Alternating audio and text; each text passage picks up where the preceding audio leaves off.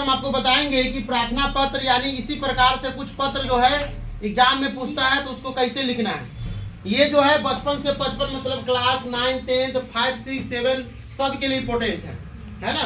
तो इसको जो है अगर क्वेश्चन आएगा कि किसी प्रकार से एडमिशन लेने के लिए पत्र अगर पूछ देगा कि आपके स्कूल में या आपके कॉलेज में एडमिशन लेना है तो हम किस प्रकार से पत्र को लिखेंगे।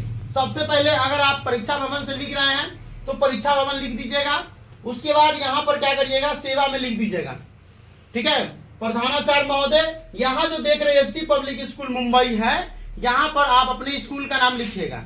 जैसे मान लीजिए कि सीतामढ़ी से कोई है, मथुरा से है या गोइंका से है, तो एस आर के गोइंका, उसके बाद सीतामढ़ी पिन कोड है। सीतामढ़ी का पिन कोड क्या है, 843302। उसके बाद दिनांक एक लाइन हटा करके दिनांक लिख दीजिएगा। अब क्या करिएगा, जब एक लाइन हो जाएगा तो यहाँ पर लिखिएगा विषय, विद्यालय में प्रवेश लेने के लिए प्रार्थना पत्र, या फिर आप इसको शॉर्ट कोट कर सकते हैं कि प्रवेश लेने हेतु पत्र।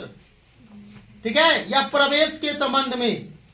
ठीक है, ये विद्यालय में प्रवेश के संबंध में इस तरीके से भी होता है उसका विषय। उसके बाद यहाँ पर लिखिएगा आदरणीय महोदय, सादर विनम्र। विनम्र में जो है ना म में र है, बहुत बच्चा विनम्र लिख देता है, विनम्र हो गया। जब तक उसमें पाई नहीं दीजिएगा विनम्र नहीं होगा। ठीक है, कॉमा दीजिएगा दोनों में। यहाँ पर लिखिएगा आपसे सविनय निवेदन यह है कि मेरे पिताजी, अब यहाँ जो रेड कलर है वो आप अपने अनुसार से चेंज कर सकते हैं, जो कि जबलपुर भारतीय रेलवे में इंजीनियर के पद पर कार्य कर रहे हैं, उसका स्थानांतरण मुंबई में हो गया। अब मान लीजिए कि किसी के पिताजी जो है शिक्षक है, उनका समस्तीपुर ट्रांसफर हो गया है।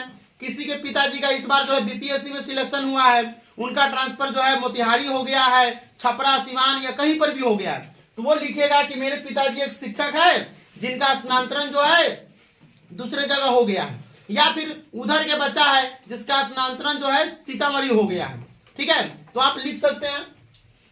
अब मैं और मेरा पूरा परिवार, ये रहने दीजिएगा। यहाँ मुंबई में रह रहा है तो जो जगह पर आपको रहना है वहां पर आप लिख दीजिएगा। ठीक है, इसीलिए मैं आपके विद्यालय एसटी पब्लिक स्कूल, यहाँ पर आप अपने विद्यालय का नाम लिखिएगा।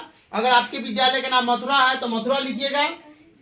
में कक्षा 11 है, अगर आप 7 से 8 में एडमिशन लेना चाहते हैं तो 8 में लिखिएगा। 9th से 10th में एडमिशन लेना चाहते हो तो 10th में लिखिएगा। लेकिन जो 10th वाला अगर बच्चा इसको बनाएगा या लिखेगा, वो क्या करेगा, 10th में ही लिखेगा कि मैं आपके स्कूल में कक्षा 10 में प्रवेश लेना चाहता हूं। लड़का है तो चाहता हूं लिखिएगा, लड़की है तो चाहती हूं लिखिएगा।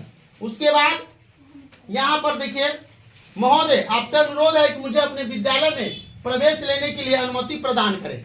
ठीक है, इसके बाद एक लाइन और आप लिख सकते हैं, इसके लिए मैं आपका सदा आभारी रहूंगा, इसके लिए मैं आपका सदा आभारी रहूंगा। ये लाइन भी आपको ऐड करना है तो कर सकते हैं। अब यहाँ देखिए, धन्यवाद है ना, आपका आगे कार्यशीष नाम सोनू कुमार। अब ये बहुत बच्चा कहेगा कि सर आप जो है ना इसको जो है लेफ्ट साइड में लिखे हैं, एक्चुअली ये राइट साइड में इधर होता है, तो आपकी मर्जी है राइट साइड में लिखिए या लेफ्ट साइड में लिखिए।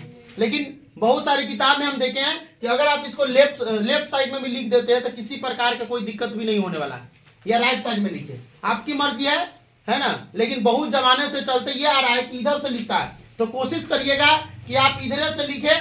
ठीक है, क्योंकि एग्जामिनर हॉल में हो सकता है कि हिंदी का टीचर को होता है ना रूल रेगुलेशन एक बार है, जैसे ए के बाद बी आता है, बी के बाद सी आता है। इसका कोई कारण नहीं है कि ए के बाद बी ही क्यों आता है, बी के बाद सी ही क्यों आता है। उसी तरीके से कुछ चीजें ऐसे होता है जिसका कोई कारण नहीं है, मतलब 2 और 2 4 होता है तो होता है।